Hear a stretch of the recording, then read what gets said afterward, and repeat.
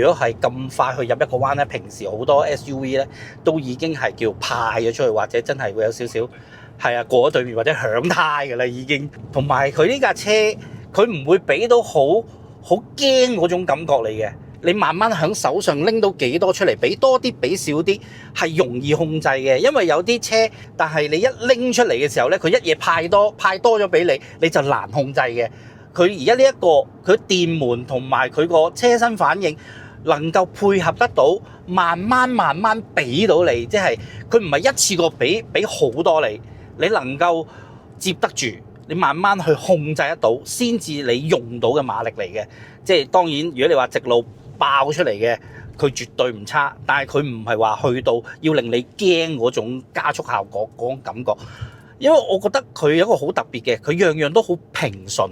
佢0至100唔係話好快，唔係話去到即係可能4秒3秒嗰啲咁嘅效果。